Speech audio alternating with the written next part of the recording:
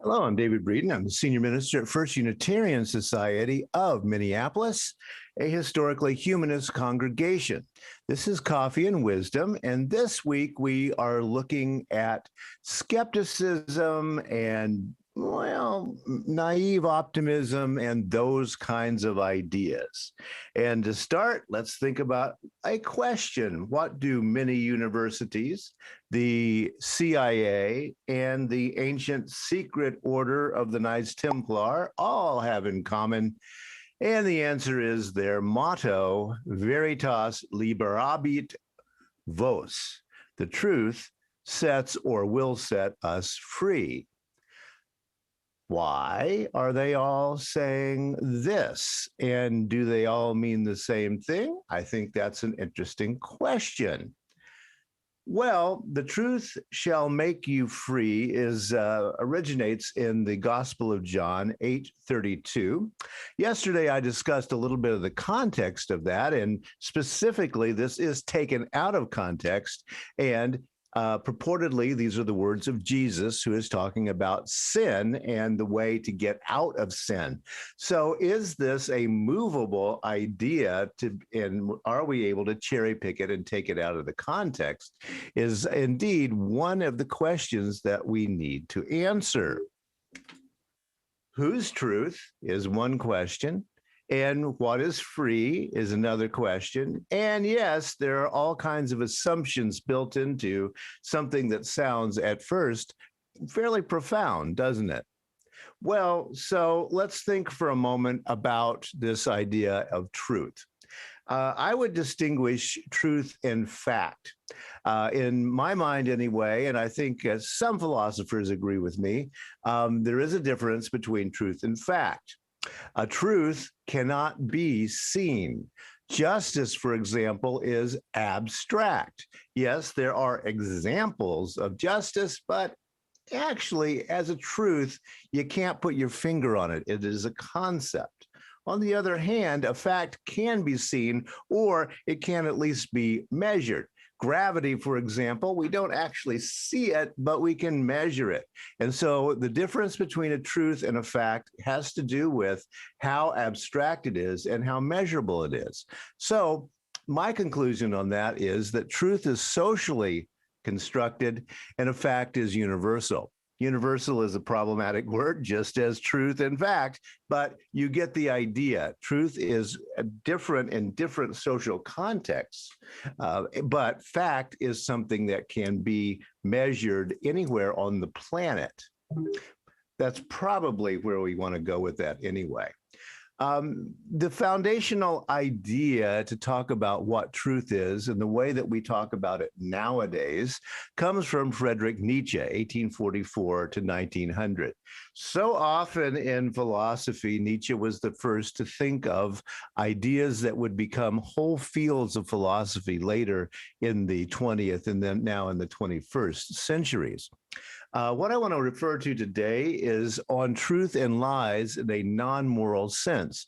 This is a philosophical essay that you can find in various places. It is available online. If you don't read German, you are at the mercy of various kinds of translations with various programs to go along with that. One of the challenges of reading Nietzsche these days is that his work has gone through the baffles of so many different people judging, deciding, etc. And yes, because he had a fan club within the Nazi Party, he is often written off as something over here. But I think that's a misunderstanding of most of his work. So a lot of people these days, at least, are trying to relook at Nietzsche in removing the baggage that built up during the 20th century, especially. A book that just came out, I think a year or so ago, is On Truth and Untruth, which is a new translation of some of Nietzsche's work. So you can find these out there. You can buy them relatively inexpensively, or there are lots of them free in PDF online. he has this to say. And again, he's going to say that I'm going to look at truth. I'm going to look at untruth, lies, whatever you want to call it, from a non-moral. I'm not going to judge it in terms of morality. I just want to know what the difference is. And he has this to say: we believe that we know something about the things themselves when we speak of trees, colors, snow, and flowers.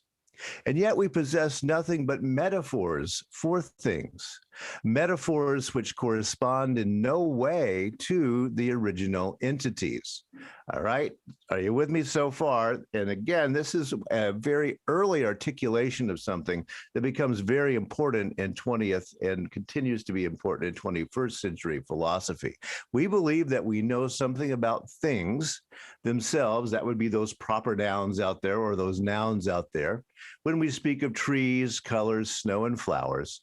And yet we possess nothing but metaphors for things, metaphors which correspond in no way to the original entities. And so I have a forest that you can't see for the trees, or is it the reverse here, as an illustration of, are we seeing a tree? Are we seeing a forest? Or can we even see a particular tree when we use a word like tree? It's a good question. We obtain the concept as we do the form, but overlooking what is individual and actual, whereas nature is acquainted with no forms and no concepts, and likewise with no species, but only with an X, which remains inaccessible and undefinable to us, for us. So we have a concept. We get that from metaphor. We can look and say, that's a tree. I can draw a picture of a tree. I can draw a picture of a lot of trees, but nature itself doesn't do that. There's no language in nature, because language is a human construct. And so there's nothing out there except for, as he'll put it, X's. And we define this X as a tree, this X is a forest, this X is a lion, this X is a camel, etc. But they are indeed all X's that are filled in by various forms of human understanding and languages. This is the center of what he's trying to say to us. All right, what then is truth? It is a movable host of metaphors, metonymies, and anthropomorphisms. In short, a sum of human relations which have been poetically and rhetorically intensified, transferred, and embellished, in which, after long usage, seem to a people to be fixed, canonical, and binding. All right, so it's metaphors, metonymies, like the White House is a metonymy for this thing that's actually, yeah, it's white, but it means a lot more to in American English than just a house that happens to be white. And anthropomorphisms, turning various ideas into human concepts. In short, a sum of human relations which have been poetically and rhetorically intensified. They have changed over time by all the literature, by all the science, and yes, he would group science and mathematics in with these other ways of creating languages, metaphors that aren't actually actually connected to what we would call a fact. So are you with him so far? Truths are illusions which we have forgotten are illusions. They are metaphors that have become worn out and have been drained of sensuous force. So, tree, for example, when you think of tree, do you think of a specific tree, or do you think of this kind of fuzzy abstraction? When you think of forest, when you think of birds, there are no birds, there are only individual birds, and then the abstractions and concepts that we create from them. That's what Nietzsche is going at here. So truths are illusions, which we have forgotten are illusions. They are metaphors that have become worn out and have been drained of sensuous force. So we don't actually see them anymore because they have ceased to be individual facts out there in the world. They are metaphors that have become worn out and have been drained of sensuous force, coins which have lost their embossing and are now considered as metal and no longer as coins. So the words we use to describe things are like worn out coins you can kind of see that there's something on that coin, but actually it's just becoming metal because the edges have all been worn away. The etching has mostly been worn away, and it has become this thing that we really don't even have to think about. We just say, oh, that's a worn out coin, and we go on with our business. From the sense that one is obliged to designate one thing as red, another as cold, and a third as mute, there arises a moral impulse in regard to truth.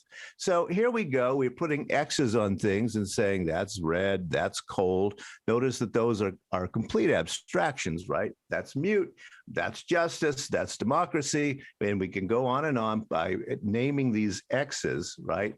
We are then obliged to do this, or we can't speak of anything. But then, of course, we forget. He's insisting that these are merely made up. They are merely illusions trying to discuss individual cases, but we forget that they are individual cases.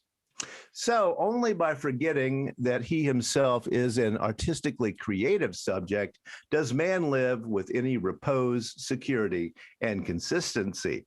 So the only way that we can feel like we are living in truth is that we forget that we are creative people, that we are part of the human family. Again, the universe doesn't care if we call one thing a pipe and one thing a star. It's only within the human family that any of these concepts, these X's that we move around even matter. The universe simply doesn't care. The earth itself just simply doesn't care. We're the only ones who care about these labels that we throw around on things. Only by forgetting that he himself is an artistically creative subject does man, human, live with any repose, security, and consistency. This is famously dealt with by the artist Magritte, who said, "Ceci n'est pas une pipe." This is not a pipe, he says on his painting of a pipe. Yes, well, how is it not a pipe and how is it a pipe? Well, he's been reading Friedrich Nietzsche. It is a pipe, but you can't smoke it because it's a pipe that is abstracted out of the instance that would be a pipe, and there would be billions of them. But this itself is not something that you can put anything in and light it. This becomes very central to the ideas of Michel Foucault, a French post-structuralist philosopher, and one of his essays in philosophy is called "Ceci n'est pas une pipe." This is not a pipe, in which he considers how Nietzsche begins this idea that these X's we put on things actually have little to nothing to do with reality, what we would call reality or fact, and are really merely abstractions from. Then, says Foucault, what happens is power and power relationships get involved in defining these things. This is justice, says a particular kind of power structure. This is democracy, says a particular kind of power structure. I get to define it because I'm powerful, and then you have to believe it or you're in trouble. And that's how Foucault begins to deal with ideas of sociological power imbalances that he is famous for talking about. So only by forgetting, this is Nietzsche, only by forgetting that he himself is an artistically creative subject does man live in any repose, security, and consistency. Only by forgetting that we are artists making it all up do we live in some kind of repose and ease. And so I have a photo here of an art installation that says, "This is the sign you've been looking for."